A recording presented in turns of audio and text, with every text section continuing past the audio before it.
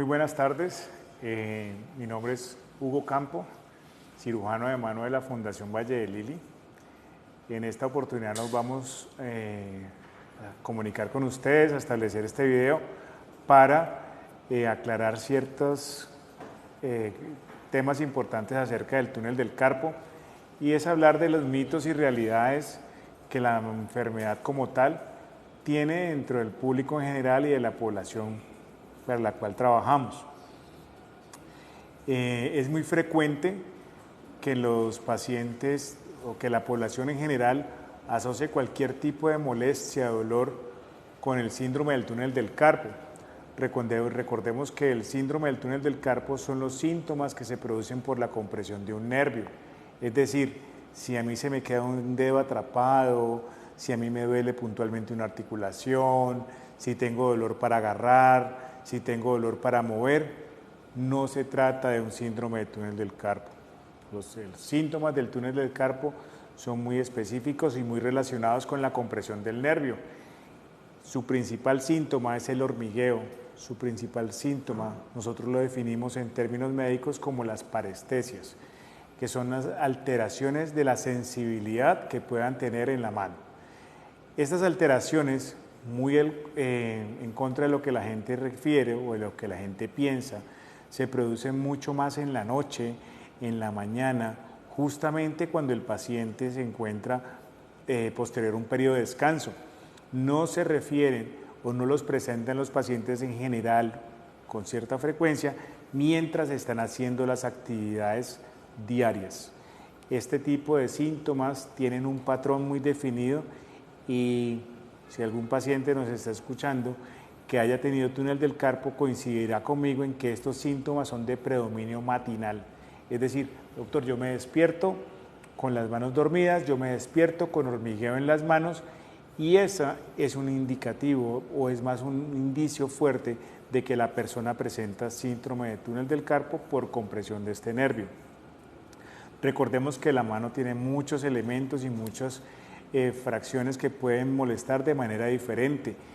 El movimiento articular, el dolor articular, además de problemas cuando agarro o el engatillamiento de los dedos, son enfermedades que pueden producirse con mucha frecuencia asociadas al síndrome del túnel del carpo, pero no corresponden a un origen igual, ¿correcto?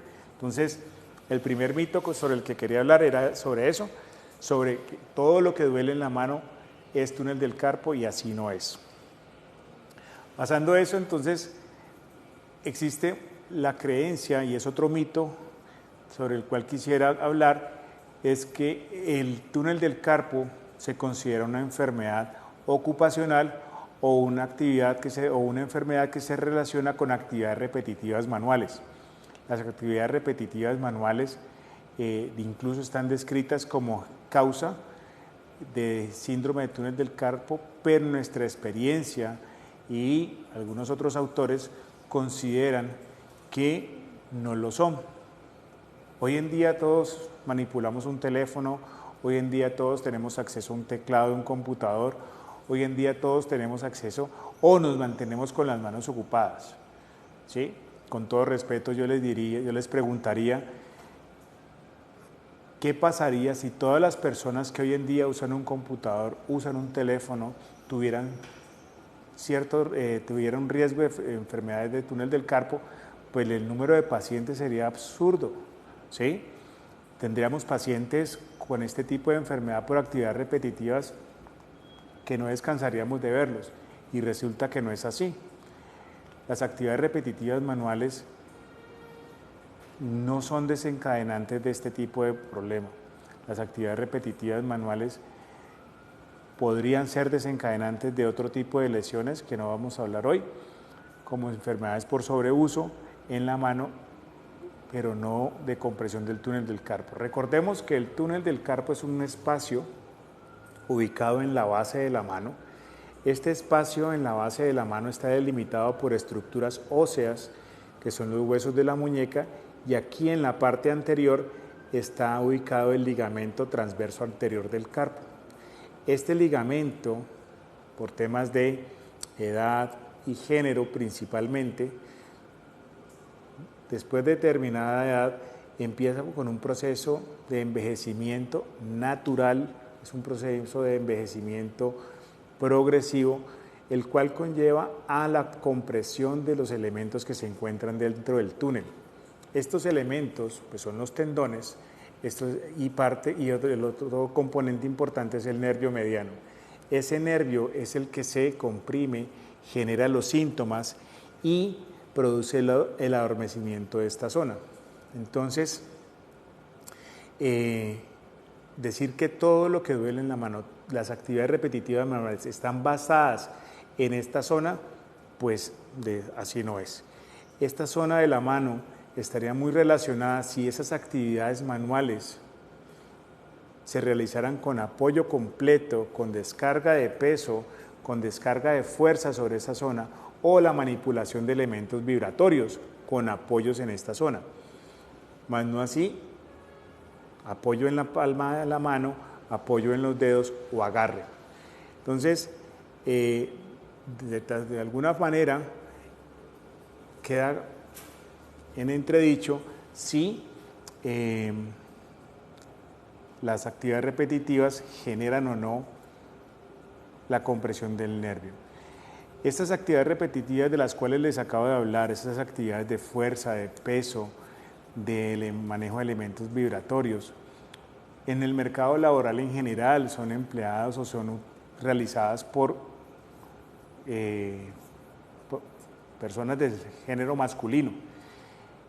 Y casualmente, a la consulta, o está descrito en la literatura, esto es una enfermedad de predominio femenino, que algunos autores describen como una relación de 4 pacientes mujeres por cada hombre, e incluso algunos autores sostienen que se trata de una relación de 10:1, es decir, que por cada 10 mujeres un hombre.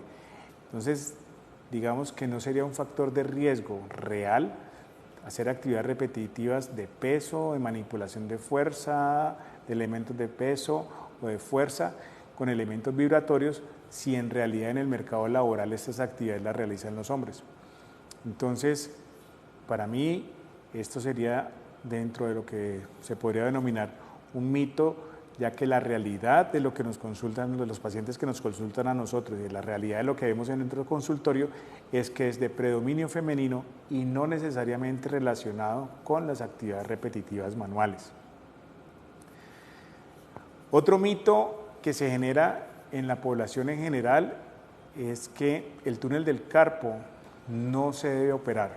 El túnel del carpo no requiere una cirugía y que los pacientes se mejoran simplemente con la asistencia a sesiones de terapia, el uso de férulas o incluso algunos reciben manejo con infiltraciones. Vuelvo y le repito que los síntomas se presentan cuando en este espacio del túnel se disminuye como tal el espacio, aumenta la presión y comprime el nervio. Entonces, la pregunta en este caso sería, ¿sirve la terapia para curar ese engrosamiento? Pues lamentablemente no. La terapia es muy efectiva en el manejo de algunos síntomas, la terapia es muy efectiva en cuanto al manejo del dolor, pero siempre o generalmente se produce un alivio transitorio. Los pacientes durante los días que duran las sesiones de terapia, que pueden ser 10, 15 días o 30 días, pues pueden presentar una mejoría relativa, una mejoría transitoria, pero en general, debido al problema de base que hay, casi siempre los pacientes presentan reagudización de estos síntomas, vuelven a tener problemas y los obliga a consultar con nosotros. El uso de las férulas es un elemento muy importante, sobre todo en pacientes que están iniciando la sintomatología, y es porque las férulas de uso nocturno, la cual me produce una posición de la mano en real descanso, evita la compresión del nervio y por eso muchos pacientes presentan alivio durante la noche con el uso de este tipo de implementos. Este tipo de implementos son de uso generalizado, de uso masivo y tienen buen control de los síntomas en la mayoría de los pacientes. Sin embargo, no producen detención de la progresión de la enfermedad y algunos pacientes terminan consultando ya que incluso usando las férulas vuelven a presentar síntomas y continúan presentando aumento de la intensidad de los síntomas. En estos casos nosotros respetamos el paciente que consulta, se le ordenan sus férulas, mantiene el uso de sus férulas y no desea ser operado. Porque con las férulas controla la sintomatología, que como les mencioné al principio de la conversación, son de predominio nocturno o matinal. ¿Por qué digo que es un mito que solamente el manejo no quirúrgico es el adecuado? Pues porque llegamos a un punto en que el daño del nervio y los síntomas del paciente obligan a reconsultar y nos obligan a nosotros mismos también a tomar la decisión de recomendarle al paciente la cirugía. Vuelvo y repito, estamos hablando de un espacio que progresivamente se ha ido estrechando y la solución a este problema es simplemente abrirlo para que deje de hacer presión sobre el nervio y de esa manera mejorar los síntomas y evitar el deterioro del nervio, que progrese la enfermedad deteriorando el nervio. Como muchos se imaginarán o muchos han oído hablar, los daños de los nervios son irreversibles.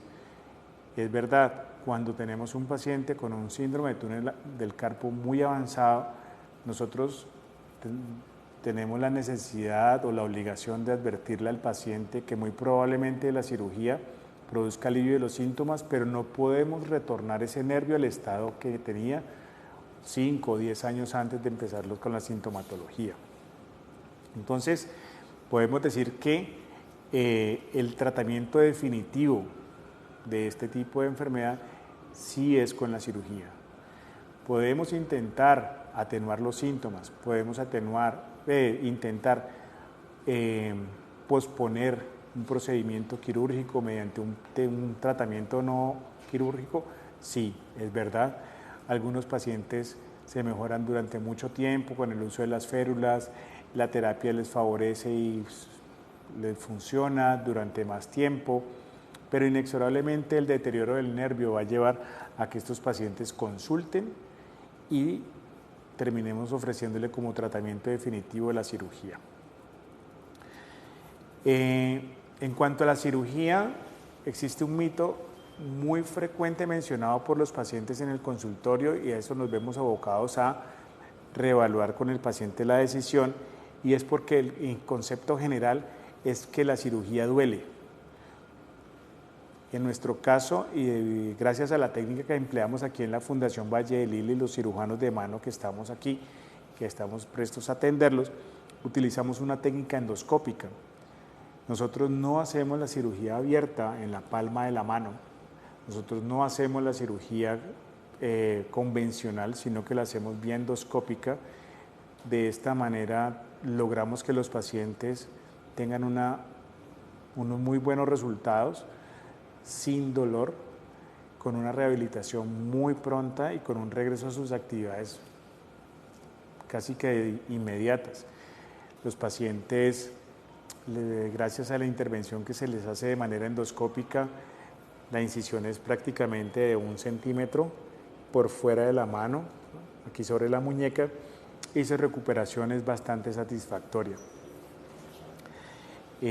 Otro mito importante del que quisiera hablarles es acerca de que solamente los pacientes se deben operar cuando el paciente tiene un estadio grave de la enfermedad. Este estadio grave de la enfermedad no solamente no es el momento adecuado, sino que podríamos estar frente a un daño irreversible del nervio. Estos pacientes hay que tenerles en cuenta que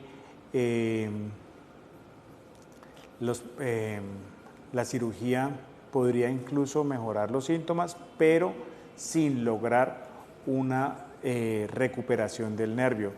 Entonces, en nuestro caso, preferimos operar los pacientes antes de que el paciente tenga un daño grave, porque podríamos ofrecerle al paciente o podríamos estarle ofreciendo al paciente una recuperación no solamente en síntomas, sino en la función del nervio.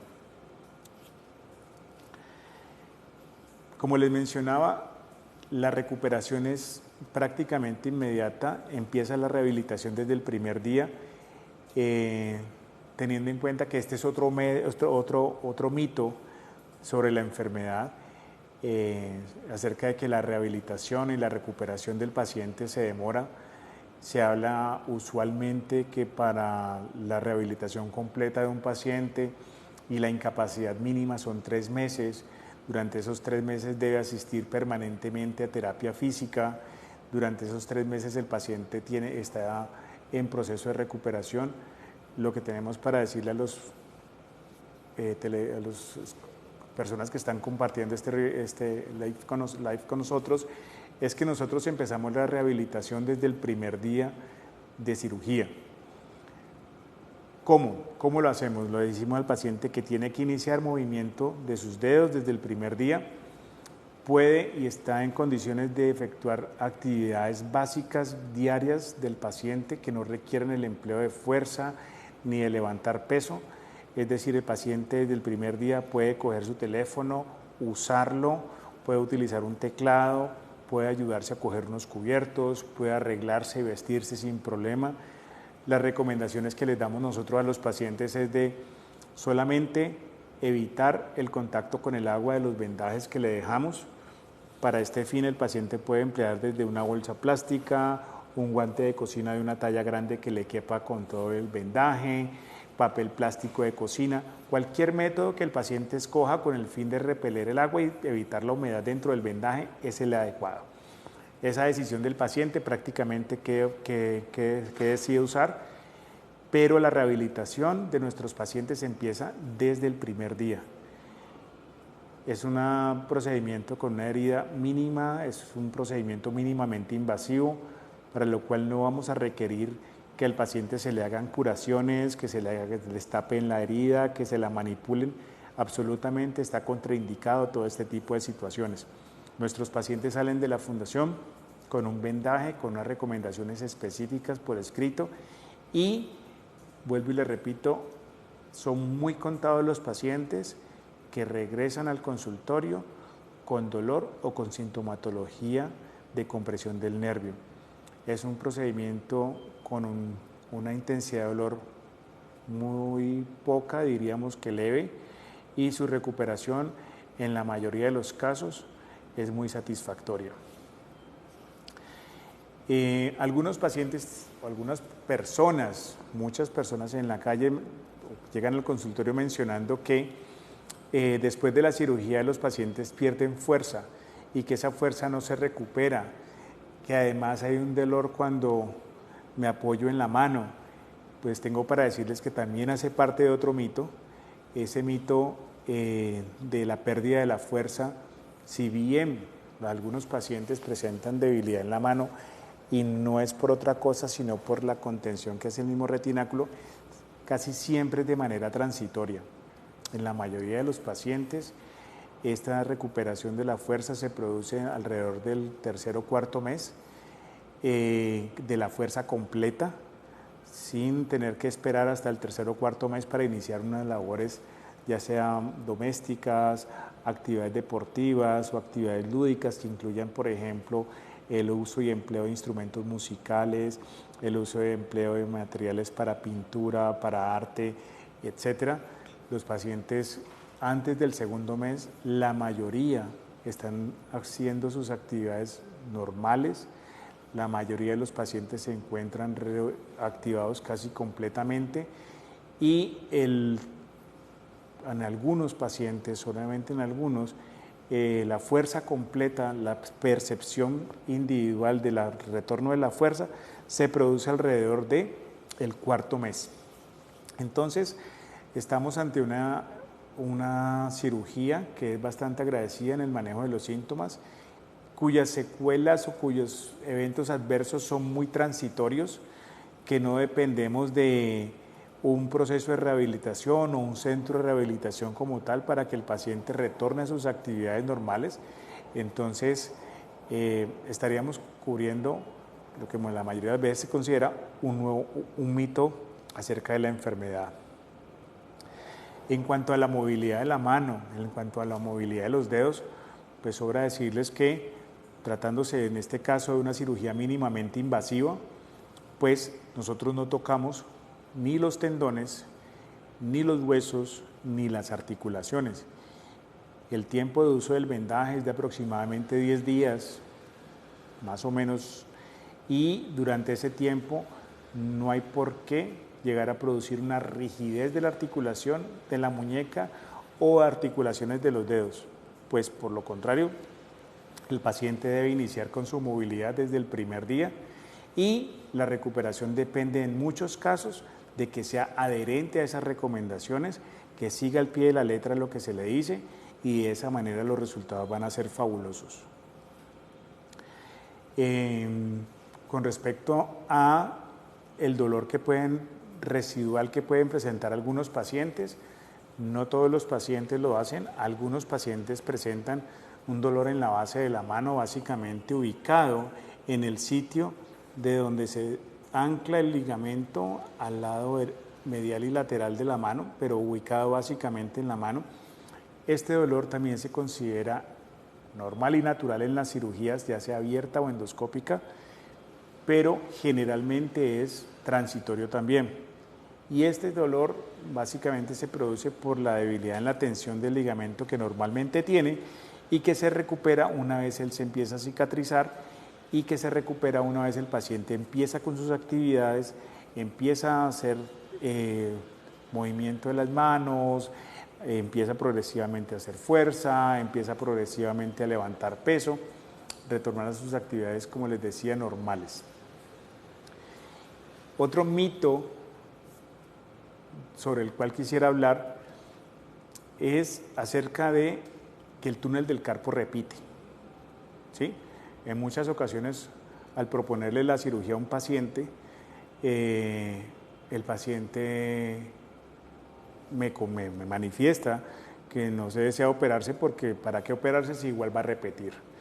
Entonces, es cierto que en algunos pacientes presentan sintomatología después de un tiempo que no es corto, es un tiempo de aproximadamente entre 5 y 8 años, la mayoría, algunos pacientes presentan síntomas nuevamente y eso se debe a que, como les mencioné inicialmente, esto es un proceso de envejecimiento, válgalo así decirlo, de la mano, sobre el cual hacemos una intervención para detener los síntomas, para detener el daño del nervio, pero teniendo en cuenta de que el envejecimiento continúa, entonces es muy probable que un túnel del carpo que yo intervine, que amplíe, pueda seguir haciendo la compresión una vez el paciente haya cicatrizado ahí.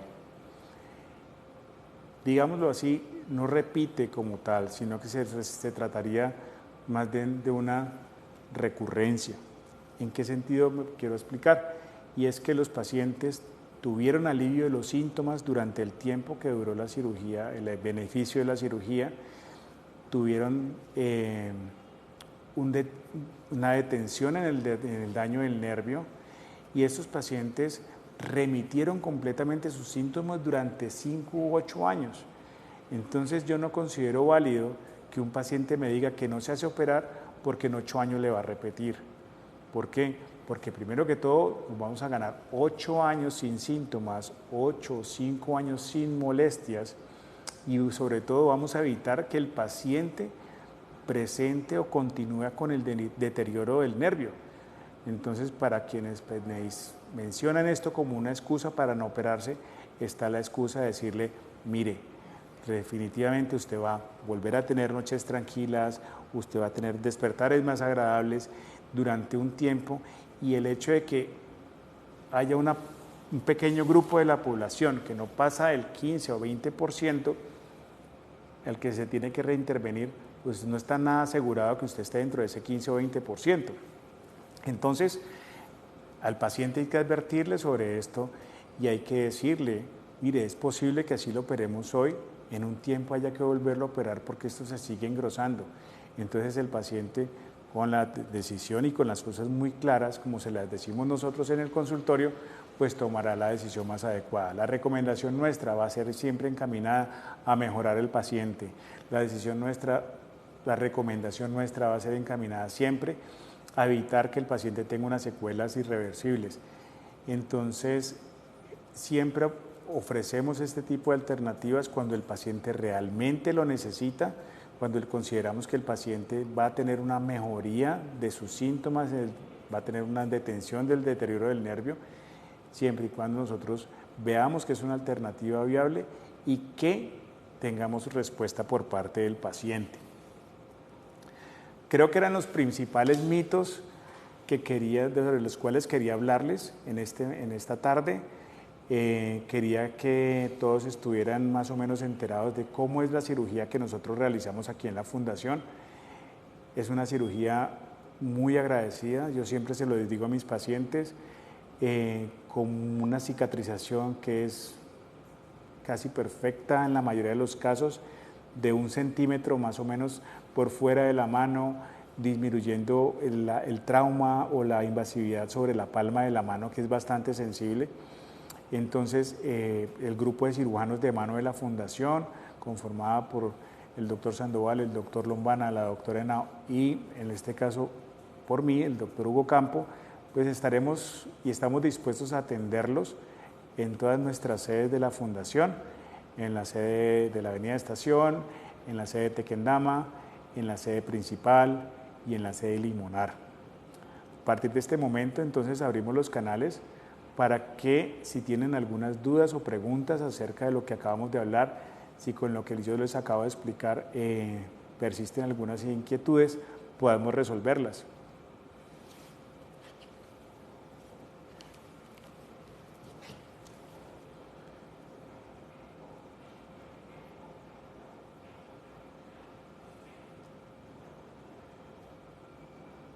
Bueno, entonces,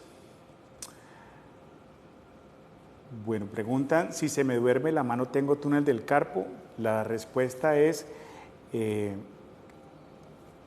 hay unas condiciones que se generan por la compresión del nervio en el túnel y es el principal síntoma por el cual consultan los pacientes, es el principal síntoma asociado a síndrome del túnel del carpo, sin decir que siempre que se me duerme la mano es por un túnel del carpo.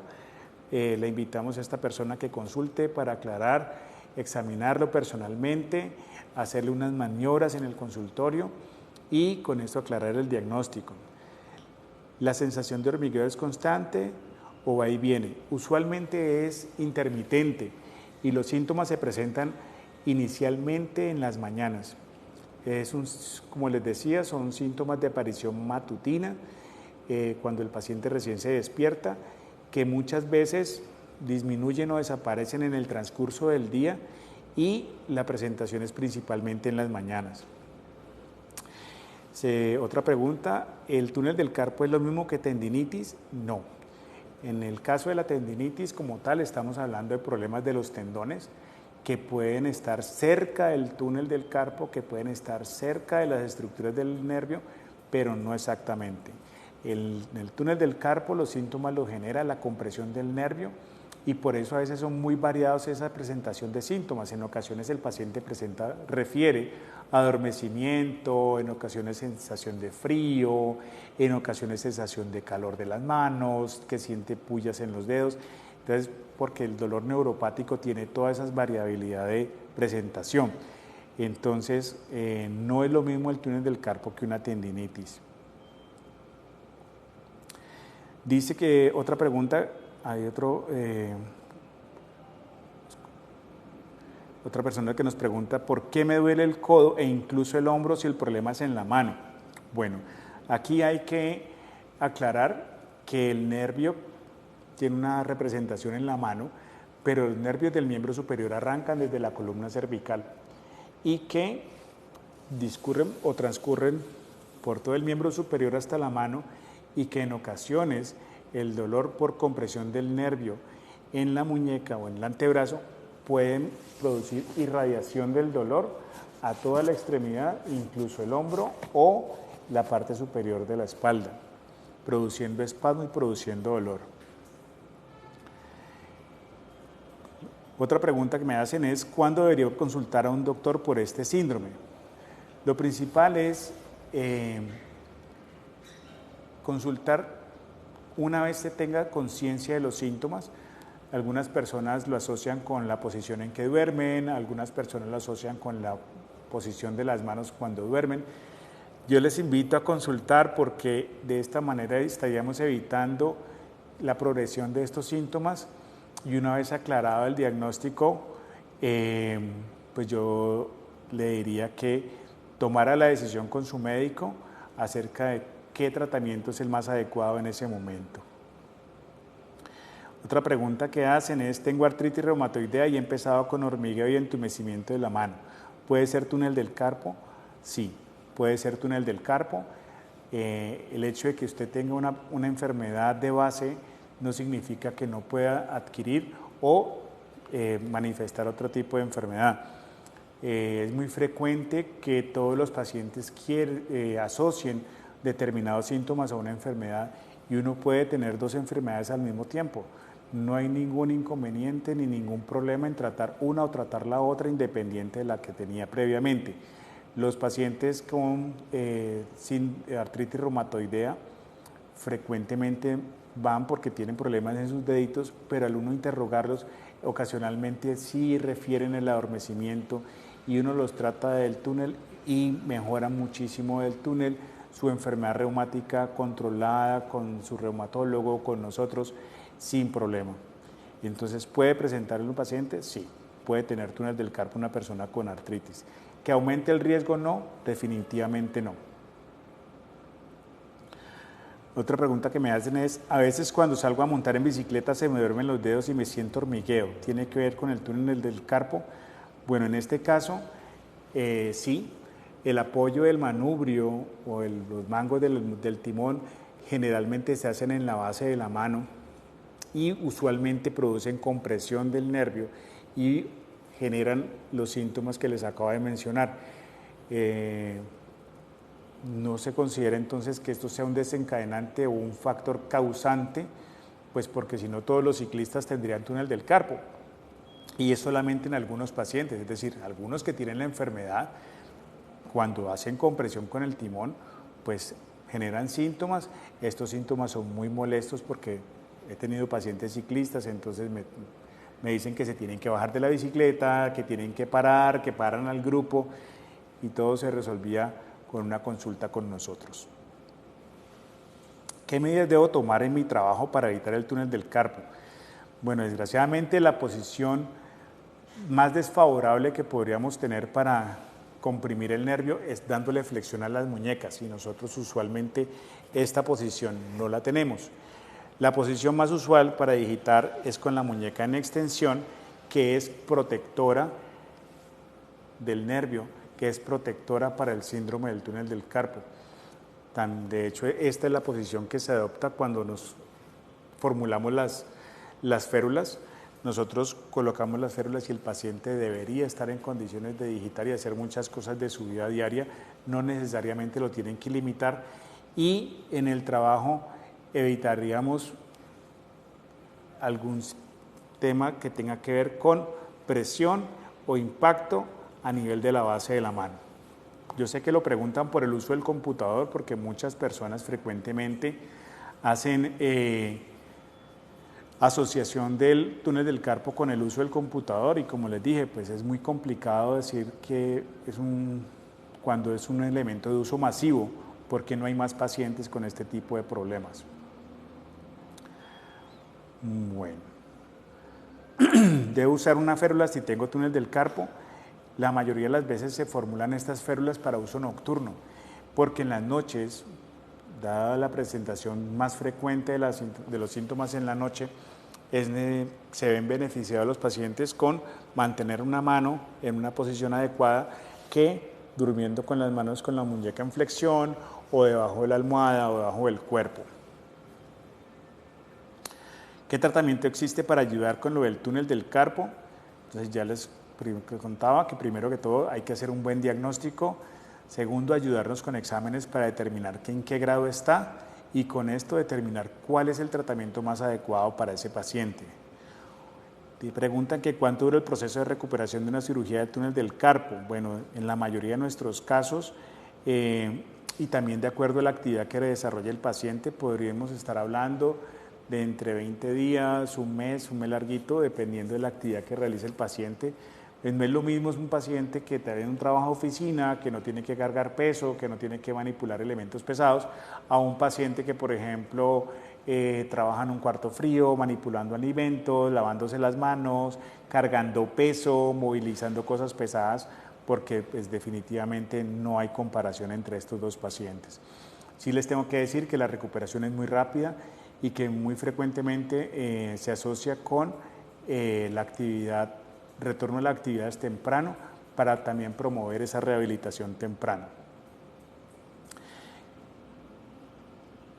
Cuando se le duerme y entume el dedo medio de la mano derecha, que es la que usa para el manejo del mouse del computador, puede ser afección del túnel del carpo. En ocasiones sí, pero como les decía, el túnel del carpo tiene una presentación más de tipo matinal o nocturno. En este caso, del dedo medio, cuando estoy empleando el mouse del computador, podría ser una compresión más alta a nivel del antebrazo. Esa se denomina el síndrome de pronador. Es cuando el nervio pasa por debajo de la fascia del músculo pronador. Bueno, soy diabético y se me duermen las manos. ¿Es por el túnel del carpo? Bueno, aquí hay que tener en cuenta que los diabéticos, por su daño microvascular, muchos pueden presentar neuropatía diabética, así se llama, y es el daño de los nervios por el daño de los vasitos pequeños que nutren el nervio. Es muy útil en estos casos hacer un examen que nos ayude a determinar si el paciente tiene una compresión, si el daño del nervio es justamente en este sitio o si el daño del nervio es generalizado igual que los demás nervios del cuerpo. Vuelvo y le repito, puede uno tener dos enfermedades sin problema que coexisten en el mismo individuo sin decir que una es consecuencia de la otra. Dice, si practico un deporte que usa la mano como el tenis, ¿al cuánto tiempo puedo volver a practicarlo? En general nosotros limitamos el tema de agarre, de fuerza, de peso, de impacto mínimo durante 30 días. Y cuando le pedimos al paciente o cuando le decimos al paciente que puede reactivar sus actividades, retornar a sus actividades normales, siempre les decimos que sea de manera progresiva. El paciente no puede pretender operarse, parar un mes y retornar con la misma intensidad que lo venía haciendo. Siempre les decimos, hombre, descanse un mes, pare un mes y retorne progresivamente. En ocasiones hay pacientes que tienen dolor en la base que limita, en ocasiones hay pacientes que tienen dolor en la base de la mano que hace que posterguen un poco, pero siempre se maneja de manera individual, siempre se maneja cada caso de manera individual y no es una receta de cocina que lo opero hoy, dentro de un mes tienes esto, dentro de 2 meses vas a tener esto, no, porque es muy variable de persona a persona. Pero en general, más o menos un mes después de operado el paciente, estaría en condiciones de reactivarse de manera progresiva y dependiendo de esa progresión que tiene, de acuerdo a esto, tomar las actividades fuerte, pues como la venía practicando. Se debe realizar fisioterapias antes y después de la cirugía. La mayoría de las veces cuando enviamos a los pacientes a fisioterapia se trata porque hay poca adherencia a la rehabilitación. Nosotros somos conscientes que hay pacientes que tienen un umbral diferente de tolerancia al dolor y es muy individual y es muy respetable, ¿sí? No podemos decir que porque un paciente suspendió los medicamentos para el dolor, no le dolió nada, se rehabilitó, hizo toda su vida común y corriente al mes, todos los pacientes lo tienen que estar haciendo. No, con todo respeto, siempre hay pacientes que pueden tener problemas, siempre hay pacientes que tienen dificultades, limitaciones. A esos pacientes simplemente se les da una ayuda con la fisioterapia, que siempre están atentas y a la mano para colaborarnos. Y no es malo ni deja de ser bueno el procedimiento, simplemente algunas personas lo requieren, sí, en nuestro caso son muy pocas, pero gracias a Dios todos salen adelante. Dice, hice la cirugía con un mal resultado. Si antes la función de mi mano era 70, ahora es 40, ¿se puede hacer algo? Bueno, en algunos casos tenemos pacientes que hay complicaciones con respecto al tema cicatriz, ¿correcto? Volvemos al tema.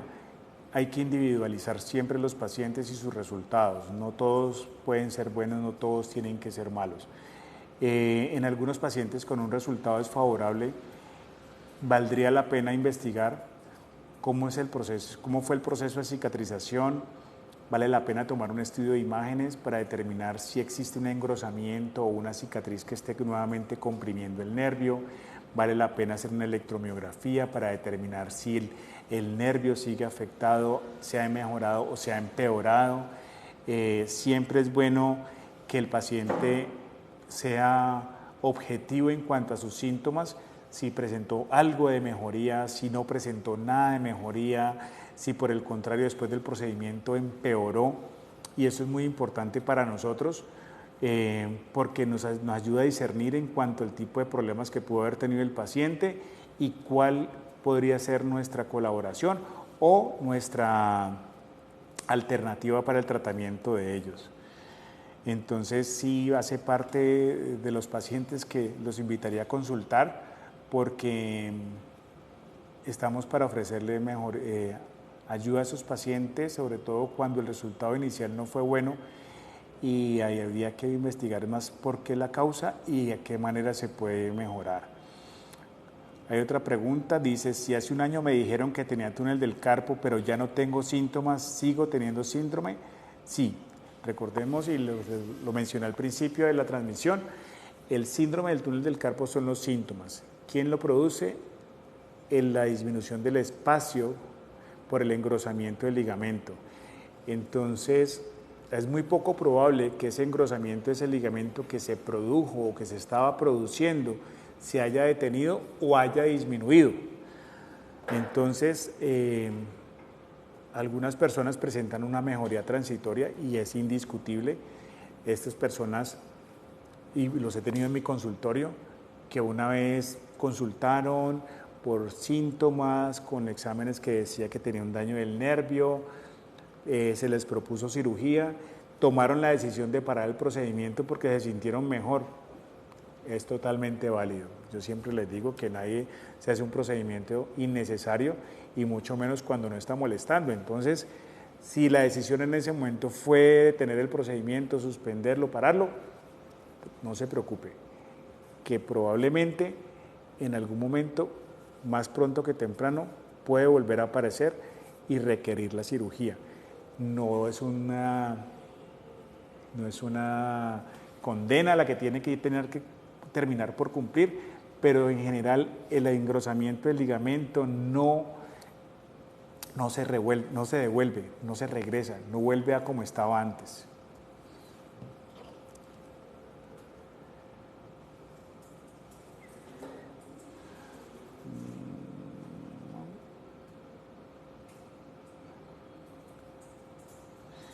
El protocolo a seguir cuando se sufre de túnel del carpo es la cirugía en caso de estar sufriendo dolor. Bueno, en cuanto a protocolo a seguir, digamos que no es un protocolo estricto, simplemente nosotros evaluamos el paciente, hacemos una electromiografía, miramos el estado de conducción del nervio, si se ha afectado o no. Recordemos que el nervio se considera como un cable que conduce impulsos eléctricos y hay exámenes que nos ayudan a determinar cómo está la conducción de ese nervio. Si ese nervio tiene una conducción adecuada o por el contrario se está demorando o por el contrario nos muestra una alteración, poder determinar si esa alteración es leve, moderada o severa y con ella tomar decisiones. No siempre hay un protocolo en cuanto a si sale leve no me opero, si sale severo sí me opero. Yo pienso que es muy de los síntomas del paciente y de la intensidad de estos síntomas lo que nos hace tomar decisiones. En algunos pacientes con cambios muy leves en la conducción, pero con otros exámenes de imágenes que nos muestran una compresión del nervio, que nos muestran una disminución del diámetro, podemos tomar decisiones con mayor facilidad o detener los procedimientos a voluntad del paciente. por el momento creo que no hay más preguntas. Podemos terminar entonces la reunión del día de hoy, agradeciendo a todas las personas que nos acompañaron, a todos los que participaron. Espero que haya sido muy claro el tema, que hayamos aclarado algunas dudas para todos y que no duden en consultarnos. Como les comentaba, estamos en las 4 sedes principales de la Fundación Valle de Lili. Los especialistas en cirugía de manos estamos haciendo prácticamente lo mismo, con los mismos conceptos, con los mismos criterios. Los invitamos a consultar cuando tengan algún tipo de molestias y, como en el caso de hoy, síntomas de compresión del túnel del carpo. Un abrazo para todos y que disfruten la tarde.